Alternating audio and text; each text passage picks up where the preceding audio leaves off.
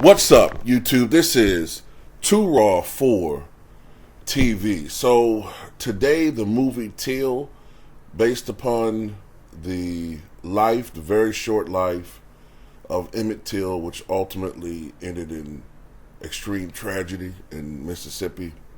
The film, based upon his life and his relationship with his mother, Mamie, debuts today across the country in select theaters. Unfortunately, I doubt that this movie will be a blockbuster. And people are going to, some people are going to use that as an excuse as to why these films should never really be made. That's bullshit, and I'll tell you why.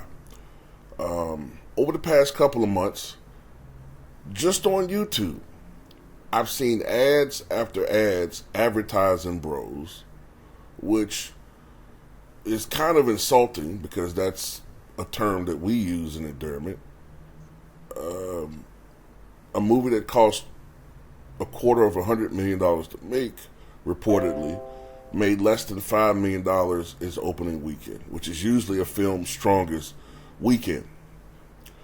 Also, I've seen this Candace Owens documentary on how the Black Lives Matter organization is a fraud, which I actually agree with, that the people who ran the organization is a fraud, but the people who started the organization and its original intentions were not frauds.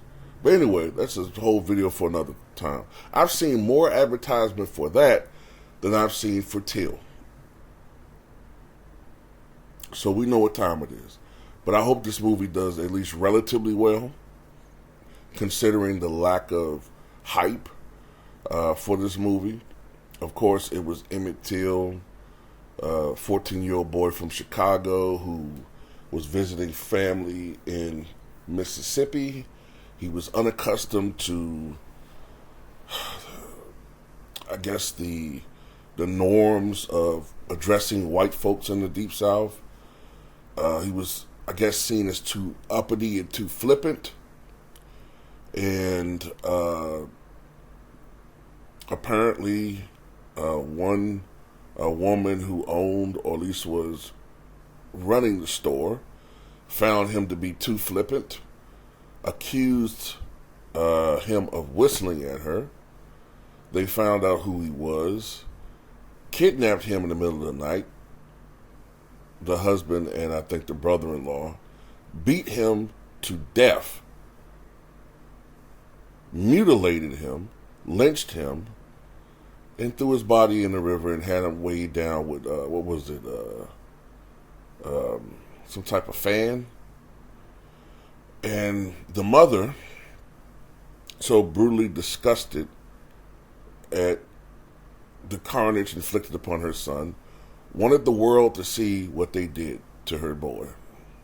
And that picture, as grotesque as it was, showed a face, the ugly face of perverse white supremacy in the South.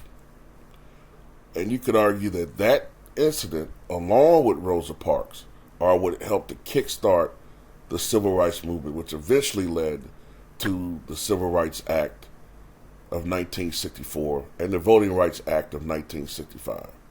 Now, look, back in those days, I would have gladly voted Democratic because they actually did something. We actually got something for our votes. But ever since that has occurred, Democrats feel like, hey, don't bother us anymore. We ain't got shit to do, no more. No, that was almost 60 years ago, my friend. All right? That ship has sailed as far as having multiple generations being loyal to you for that sole reason.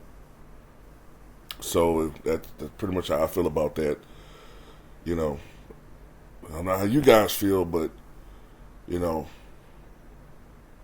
is what it is. Like, shit. But it's hard. I don't, look, I don't know if it's the right thing to say I'm looking forward to the movie because I know what's going to happen. I hope it's somewhat respectful, but then again, it may not. It may actually be in your face. It may be one of these movies that's not cutting any corners, not going to sugarcoat what happened to the kid, and they're going to show what exactly happened to give you an idea of the sheer brutality of what happened that night to Emmett Till.